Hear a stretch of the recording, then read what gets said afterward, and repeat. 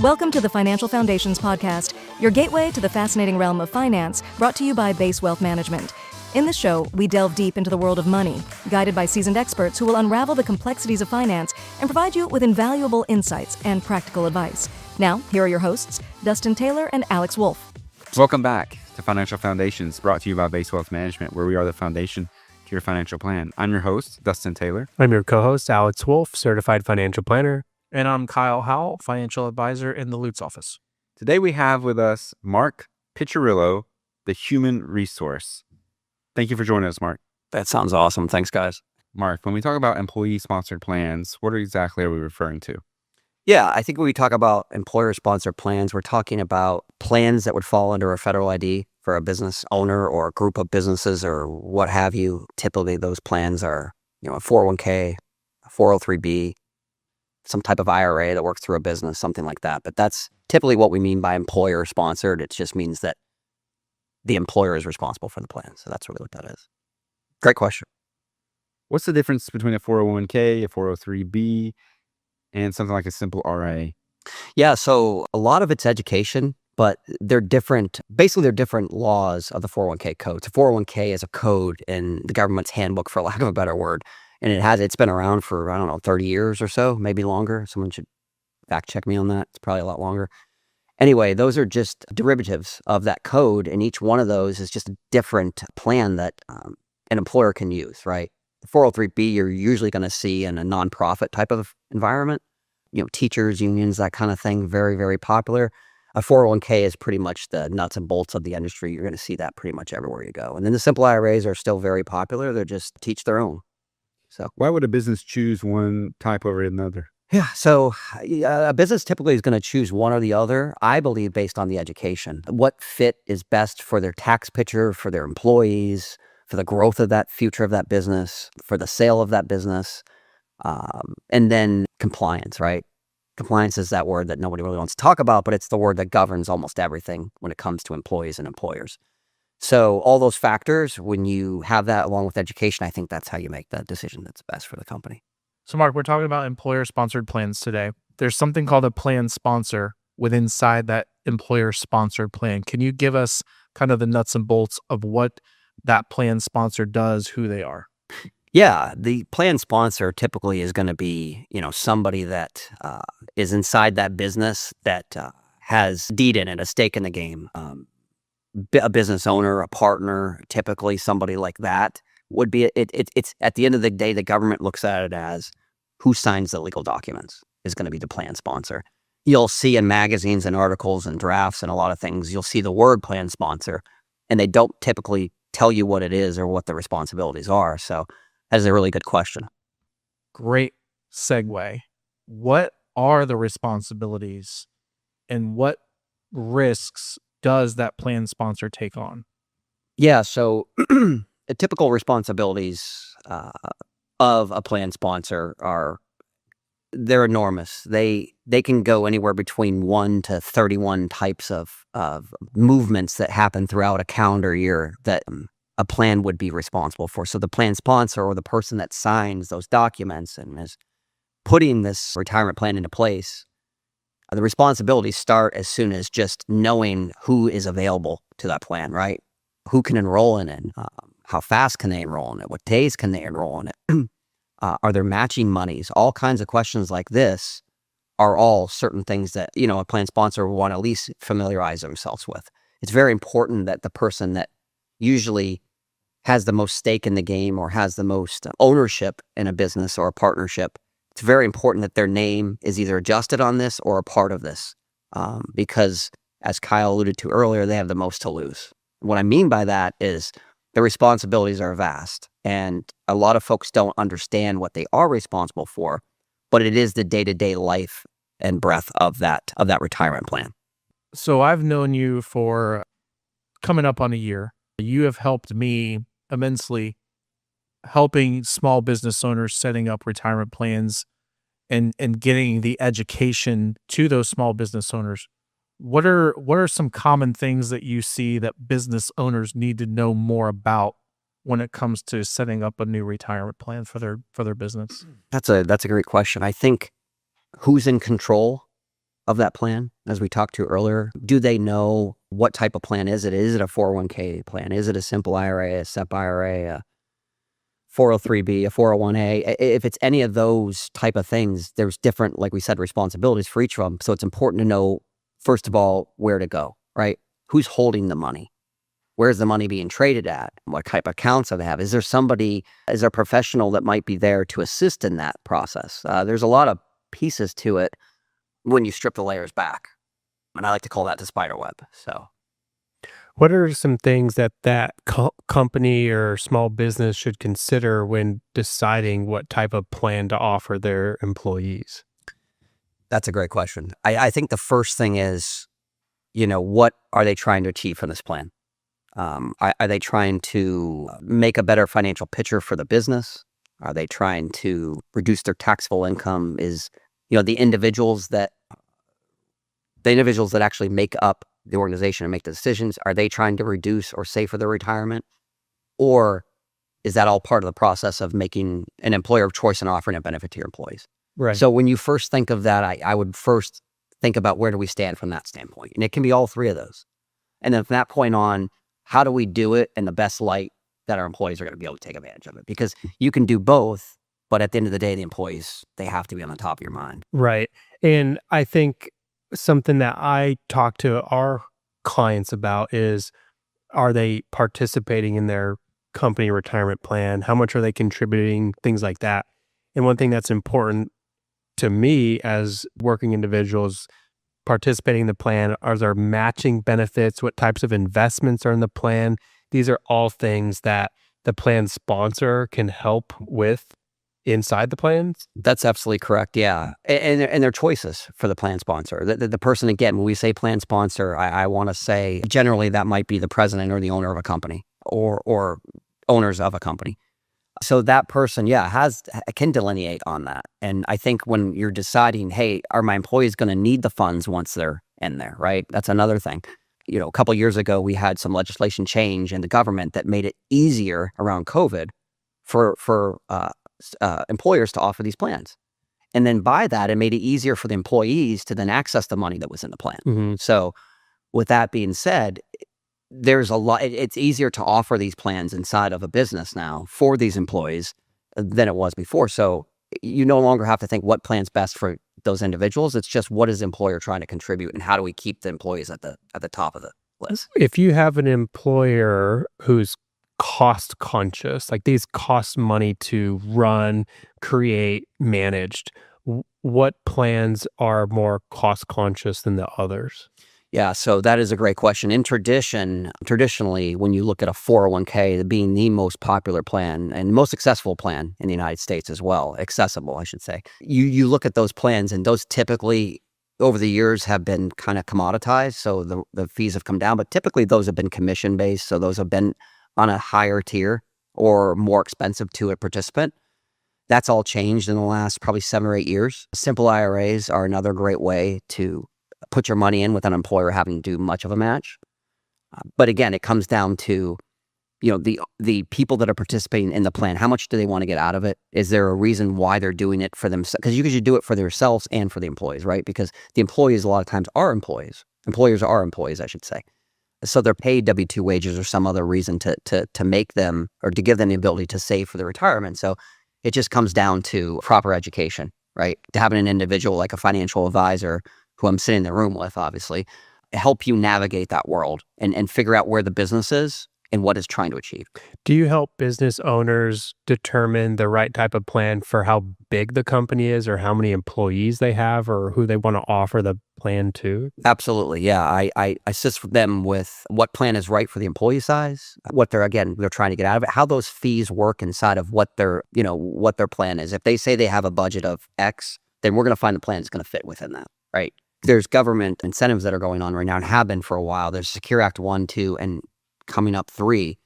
And that makes it almost profitable for a business to start a 401k plan or another type of plan. So where fees would have gotten in the way before, they're no longer the case now because the government's stepping in and helping pay for that. Yeah, I remember that from the Secure Act 2.0 that came out a number of years ago.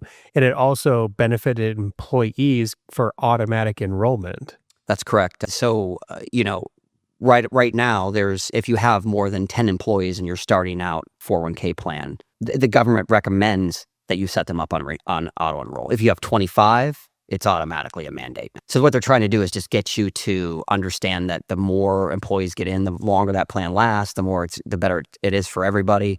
And the better, when it comes to record keepers and the financial world, the more employees that are going to participate, the better your price breaks are going to be too. So How is the record keeper different from the plan sponsor? great question. So the record keeper is going to be the one that's going to hold the money, trade the money, offer the accounts that you would see on a day-to-day basis. So if anybody's heard of like a Vanguard account or a Fidelity account, they're the ones that would offer those up for you to put your money into.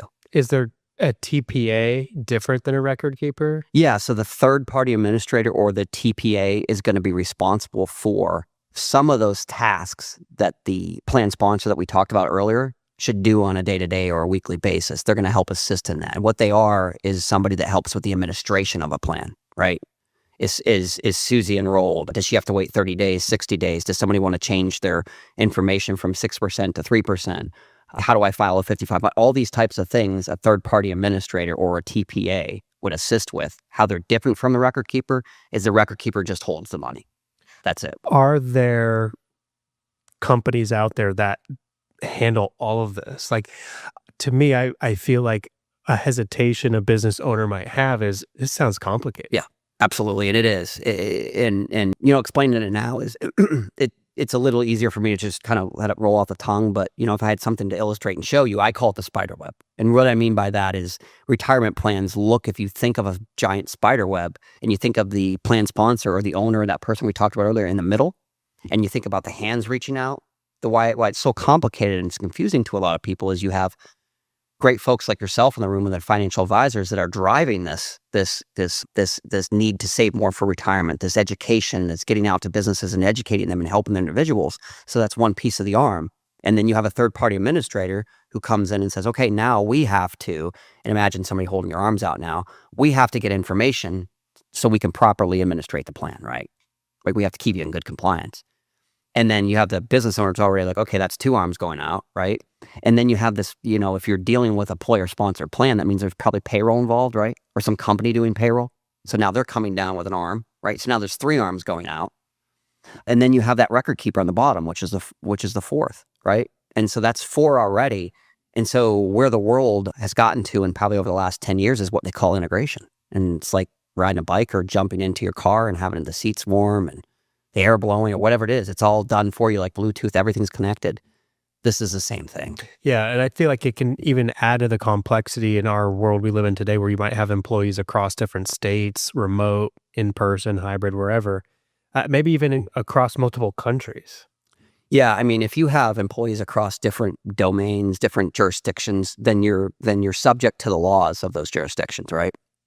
We have state mandated plans without the United States, which is running rampant now. And over the last 4 years, it's taken off. I think we have 33 states, you got to fact check me on that too, that are either in the process currently or are already state mandated for retirement plans. And what a state retirement mandated plan looks like is generally like an IRA or an individual retirement account that has a little bit of fluff on it or a little butter on it. It looks a little bit better, but generally the savings that mandates is well below what these other programs I just told you offer, right? Yeah. So they're a quarter to a third of what some individual can put in through their company. What's the process like if I started as like a sole prop or a single owner LLC and I had like a single SEP IRA or simple IRA, but now I'm growing and I have more employees? Are you opening up a brand new plan or can you transition one plan into another? You can actually transition one plan to another. This is a great question. Controlled ownership is really what it comes down to. And when you have more than 5% of a business or business affairs within an organization, that's when the rules sort of go to, you offer this to everybody. And if you started out with, a SEP IRA or an IRA, there's different times of the year that you can convert these over to a 401k or back over to an IRA. And the money it's tax-free to go back and forth, as long as you're not pulling it out to do something a taxable event with it. These monies can stay in-house, and if you find the proper representatives to help you in an organization, then this is really easy to do over a 30 or 60-day period. So. Right. Can you elaborate? You mentioned this a moment ago. How do you think a financial advisor plays kind of at the center of all this, and working with the either the employee as a client or the employer as a small business client? Yeah, so from the employer side, a financial advisor is intricate and helping the business decide, like you said, what program's probably best for them because they know their financial picture. They probably know the other maybe partners or other folks that are in the driving factors of that business, the growth and potential, what it's going to do, is it going to be sold? That financial advisor probably knows all of that, or has an integral role, like I said, within the decision making of that business, and that's been the experience with me. But they also bring their immense knowledge of the market right now, right? So a lot of folks are hesitant right now to put money into a retirement plan because they see everything that's going on TV, and they say, oh my God, I'm going to lose everything. Well, we always talk about everything being on sale, and right now everything's still on sale. So, it takes that education. It takes the people that are responsible, or the throat to choke, like I like to say, the person that's responsible to actually, they live and die on their elements of the testing they take and their knowledge of the market and their knowledge of these programs. And I think they're the footprint and the starting point of getting these out there. And that's why I'm so excited to work with them, like you guys, is because we kind of share the same passion. So I think they're integral. I think you can ask them questions. I think you can say, what's right for me? I think that I need to offer a retirement plan, because I haven't yet, or mine isn't working because my enrollment's down. There's so many different things that can happen. And that's the first person I would go to, right? A lot of times you might hear, let me check with my CPA. And I would like to today dispel that a little bit. Not that I don't love CPAs, because I work with them and they're great. CPAs typically don't kind of work in this area. This isn't typically 1140 or a form that you can file. This is typically, it is a write-off for what you put it through. It's a line item 17 or whatever it is. I forget what that's called. Cost of doing business. But what it isn't is, something that you can just faction and put together. This is a plan. This is a strategy. These are protocols that were put in place years ago for government handbooks to help people save for their retirement so they don't have to rely on Social Security, right? We know that we're in an epidemic of saving right now. We have been forever. We know we can say what we want about Social Security and where that money's coming from, but these programs are put in place to help with that, to assist with that. So yeah, they definitely are. And I want to kind of connect this to another episode. Yep. And I don't know what order you're going to do this in, but we had Mike in, who's the commercial real estate broker, and he talked about companies that might be wanting to sell their business and they don't offer a plan, and that can be unattractive to a potential buyer because it could mean that the employees aren't sticky, or there might not be good retention there. So that was kind of interesting that Mike had brought that up. Yeah, I like to call that the employer of choice. What an employer of choice in this, post-COVID, I'll call it, because during COVID, a lot of people reassessed what they were going to do. Maybe people changed careers. What it looks like now is, if you're an employer that doesn't offer a retirement plan or some type of plan to help save for somebody's retirement, it really looks like you're not focused on the employer. Or I'm the employee, I'm sorry.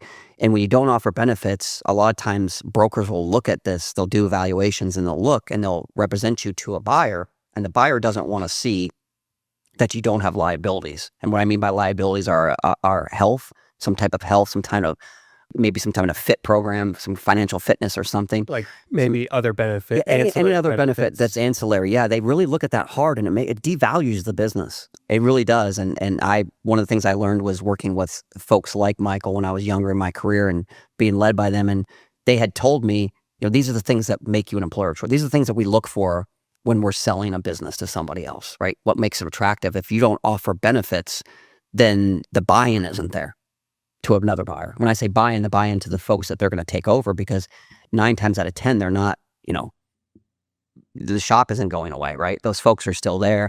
They still rely on this. And this is, a 401k plan is still the number one most motivating benefit in America. So when you ask somebody, hey, would they leave a business, or would they go to another business? 9 times out of 10, it's not healthcare anymore. Healthcare is the most wanted benefit, but it's the most not attractive benefit, right? It's funny because nobody sits around the cooler, what do you call it? The water cooler. They don't sit around and talk about their healthcare plan. Like, nobody does. That's weird, right? Yeah. But they'll sit around and talk about how their 401k is doing, aren't they? Right? Yeah, because that's not your ticket out, but like right. That's why you're working, is eventually to retire potentially. So to answer your question earlier, imagine you and I, and we're all sitting there and we're just kind of, hey, how's the game? Yeah, great. How's your 401k plan? Imagine if you were one of the people that couldn't do that because you didn't have a chance to do it. Because your employer, and you felt almost embarrassed because, hey, I'm with the guys, right? And we do this every Monday morning, but I can't, I really am interested in what they're talking about and I want to be part of the group, but I don't have that opportunity, right? Mm-hmm. Maybe it's at the gym, right? Yeah. Maybe it's somewhere because financial wellness is being brought up everywhere now because we just, as Americans, haven't saved enough. Yeah. That's the reality. Mm-hmm. So obviously there's financial benefit towards saving in a retirement plan. There could be tax benefits and then employee benefits to retain or attract new talent. I was going to kind of go into like the differences of why a small business owner may want a 401k versus a simple IRS, or does it make more sense for them to start a simple IRA instead of a 401k? Because as the business owner, they've started this business, they're just now getting into retirement. Right. Maybe the 401k doesn't make sense, even with these government incentives. Correct. Because they can't afford to necessarily put in the maximum, the 23,500 or the 31,000 if they're over 50. Maybe they need to start small. Yeah, the message should be start something. Right. Put a program together because what I do know and what I've watched my entire career is I'll get to that. And then a month, life hits you in the face, right? Kids have braces, teachers or coaches. You won't do it. And as Americans, we won't save unless we force ourselves to put money in our retirement, right? So I don't care what the program is, but I got to force myself to have something coming out of my paycheck because I know, and we all know, it doesn't come out. I'm not going to stop at the bank on the way and say, hey, what's up? Hey, I want to set up an IRA. Can you help me? No, that's never going to happen. Right. It's got to come out of the paycheck or it doesn't exist. Yeah. I mean, you can. I mean, we've done this with clients before. You can Yeah. automate it where it comes out of their bank and into an IRA, but that's still not as easy as a payroll deduction. But even then, you need a motivated person that says, hey, because not that you guys couldn't do that, and not that you don't want to do it, but it's just the luck of the draw is like, if I don't know it's coming out, I don't miss it. And that's the whole reality. Right. That's the whole compounding interest argument. Yeah, and starting years before you need it, like that compounding that's of the returns. And whether you're the small business owner or you're the employee of a small business owner, if you are the employee of a small business owner, it's asking that question to your boss, to your owner. Hey, can we do something? I'd like to get started at least, $10 a month or $50 a month. We know a lot of people that are in that predicament, like you said, a few minutes ago, staying around at the water cooler with their buddies that don't have access to it. It's very, very easy to get access to something very cheaply for a business owner. So yeah, just, we're spreading the word and getting that out there that, we want everybody saving. Doesn't matter if it's $10 a week or $10 a month or $1,000 a month, or for the business owner, maybe it's $2,000 a month. Just get it started. Yeah. And the employees, I just applaud them because when I first started at this, they weren't doing that. They were afraid to do that. Right. I mean, it's just a change in a workforce. It's changing a lot. But what's great about it is employers are standing up and saying, this is what I want and I deserve. Right. I'm going to give you everything I have. And understand, too, if they're not getting it here, where else are they getting it? Because a lot of them, this is their full-time job. Maybe they work 2 or 3 jobs. But either way, if they work 2 or 3, they're not eligible at another place. So, the place that they are eligible at, do the right thing. If you're an employer, just do the right thing and offer it because there's a way that we can make it available and free no matter what you choose. And the financial advisor can help you with that. Is there a triggering event or something that would, or a point at which a small business owner should start offering it? I mean, maybe they only have like 1 employee or something. Does it make sense right off the bat, or when does it make sense? I do believe in my heart it makes sense right off the bat because there are programs, even if you don't feel like you have, like Kyle said, if it's a monetary thing, if you're going to give the government taxes, because you will, and people are like, I can self-employment. If you're going to pay the government taxes, because there's only one other way you don't pay them. And if you remember the show, The Grizzlies, right? Do you remember The Grizzlies? Yes, they just got out of prison because they didn't pay their taxes. So people, I love when I talk to a business owner, I don't pay any taxes. All right, let's peel the onion back a little bit. You're either going to prison, you should be in prison, or you don't know what you're talking about. So you pay taxes. The whole idea here is if you're going to give the money government any money at all, pay yourself first and then pay them. I say pay yourself first, pay yourself, in your paycheck or some other deduction like you just said, and then let them take theirs out. That's how you do it. I don't care what the program is. That alone right there beats inflation because they can't touch that money, right? So, I love to tell employees when I'm doing an enrollment meeting, how much do you think you have to make to spend $1? It's a great question. And I did this back in like 2020, and I have to adjust it a couple times for inflation. But it used to be like $1.26, right? So that 26 is what you're losing to taxes, right? So all you got to do is put it in your pocket before. Take the 26 on the dollar, put that in your pocket ahead of time, and it turns out to be like 82, 84, right? That's the difference of what it feels like coming out of your paycheck. So what I'm getting at here is, nowadays I'd probably say it's probably closer to what, $1.30, $1.35 with inflation. And that's the taxes that, that hits you before. So because there's gross and net, right? There's gross tax and then net. Net's afterwards. After they take everything out of it, the government can't touch this, and it can only affect your FICA tax. So pay yourself first. Yeah, I think also what Kyle and what we're talking about is there are simple low-cost options just to get started with something.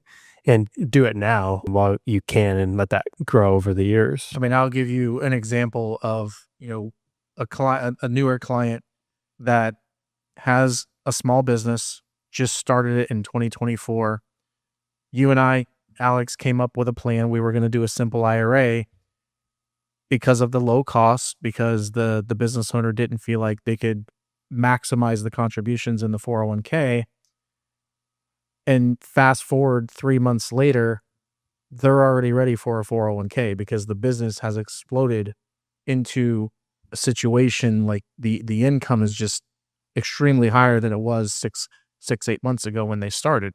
So we backed out of the simple IRA. We started the 401k plan. That's been set up now. We enrolled all the employees last week, and now they're off to the races. So just because you're not necessarily ready for one doesn't mean you're not necessarily ready for the other. It's, again, just getting it started. Yeah, and you had mentioned it. How do I decide in the beginning? Is it, you're getting hit with, you're drinking out a fire hose.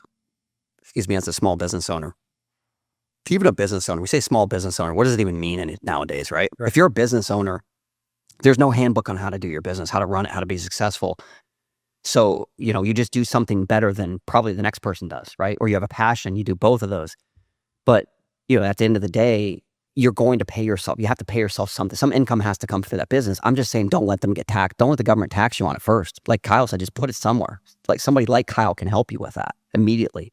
Turn to a financial advisor. That's why they're out there. It's not always about, hey, I have to have a lot of money to talk to them and have a conversation. I get that all the time. Well, I don't have any money. It's not what it's about. You might have money from an old retirement plan that you didn't even know you were in, or maybe stock options or something.